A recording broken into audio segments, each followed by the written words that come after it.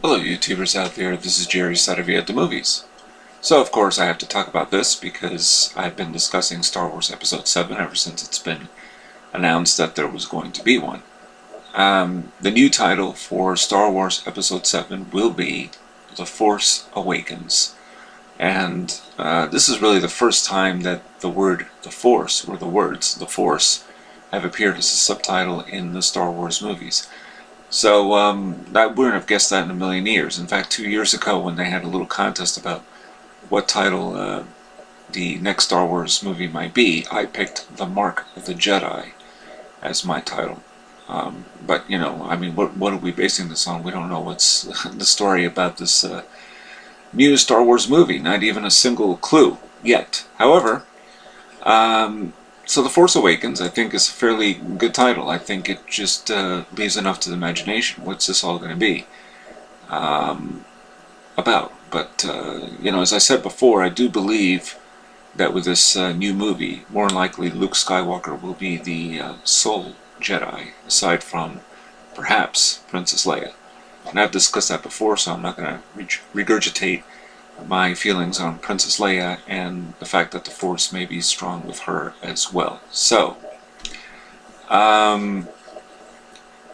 earlier today,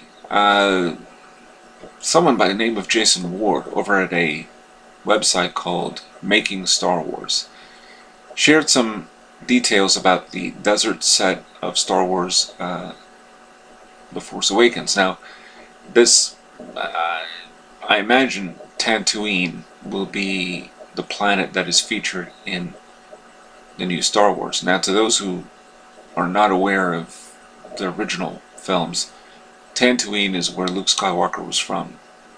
So more likely, there will be we will revisit that planet in this movie. But what was interesting was that this guy got some information about what could happen, an actual scene on Tatooine. Now, if you don't want to read, or rather listen to what I have to say then any further without spoiling anything, fine. I'm not sure it's a spoiler. I don't think it's true, but we'll give it a shot. So, according to him, taking a cue from the movie's painted storyboards, this guy Jason Ward claims that the desert plains of Tatooine will include a Darth Vader scene where the incendiary stormtroopers are involved.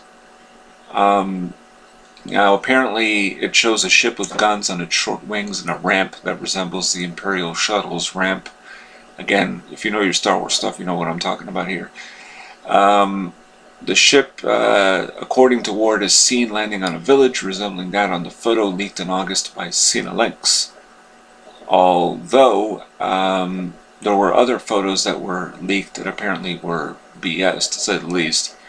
I think they've been proven to be false, which is that it showed a hooded figure that looked like Luke Skywalker inside of a cave, and then outside on what looks like an Irish village because they shot some scenes in Ireland. Anyway, the Tatooine scene has the stormtroopers, and there's huts in a village in flames, and the stormtroopers have taken over.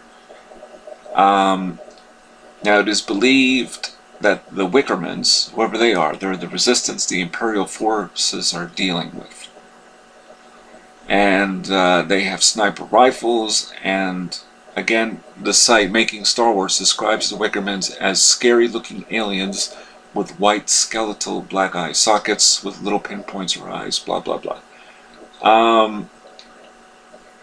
Anyway, they're going by storyboards here. So the storyboards show the entire village in flames. And then there's a cloaked figure who's depicted as the villain Darth Vader, seen standing from a distance. Now, Ward supposed that Darth Vader and the stormtroopers were out to hunt for John Boyega's character in Tatooine. And according to a previous report from the International Business Times, the film could feature the actor as an Imperial soldier. Now I'm really confused, because first of all, unless this guy really doesn't know his Star Wars stuff, if this film is set 30 years after Return of the Jedi, Darth Vader's dead. And if you're going to go by the revised editions revisions rather of the original Star Wars trilogy by George Lucas. That is the last revision known to man on DVD and Blu-ray, where we have that final scene on the moon of Endor. And there's a celebration because, of course, the rebels have won, blah, blah, blah. And then you see Mark Hamill's Luke Skywalker looking back, and he sees the three Force ghosts. So they would be Obi-Wan Kenobi, Yoda, and Darth Vader, or his father, Anakin Skywalker. But Anakin Skywalker is depicted as Hayden Christensen, not the Sebastian, or I forget the name of the actor, Sebastian whoever, who played Darth Vader when the mask was pulled off. Sebastian Shaw, I think was his name. So basically, George Lucas's reasoning was that once he turned to the dark side, he would, as a Force ghost, he would appear as Hayden Christensen. Okay, so that's what he says. Now, if you're going by that, my point is that means there's no more Darth Vader. So unless somebody else is going around dressed as Darth Vader, I'm not sure I believe this story, because if the story is set 30 years after, you know, the only thing is there have been these other storyboards that showed a robotic skeletal figure of some kind that some people are alluding to, that could be Luke Skywalker, and that he's turned to the dark side. He's a Sith villain now, and he's holding presumably the helmet of Darth Vader. So there was one what looked like a live video picture, and then there were these storyboards that showed just that, which may or may not be real. I think it is real, but so someone else becoming Darth Vader, I'm not sure I really buy this one bit. So it can't be Darth Vader, especially if John Boyega's character is there. So it's not a flashback, because unless John Boyega's character is shown to be an Imperial soldier from way back, you know, who knows what to believe about this story. I don't know. Anyway, that's the latest on the Star Wars Episode 7, The Force Awakens story. So until we see a trailer and a little more emphasis on what the plot might be, I'm going to call BS on all these rumors, because I'm not sure I'm buying it. But maybe John Boyega's character is a character from the past. Problem with Star Wars is that it's not really the kind of... These movies have never relied on flashbacks. For the most part, if something was alluded to in the past, it was mentioned or referenced in some way, particularly with Obi-Wan Kenobi, you know, telling the story to Luke Skywalker in the first Star Wars movie, A New Hope, about his father Anakin Skywalker. So you don't have really a whole flashback sequence that shows all this.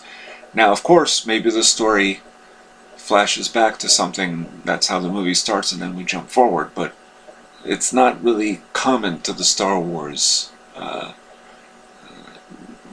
storytelling, you know. So, alright, let's call BS on that story, unless it's actually verified.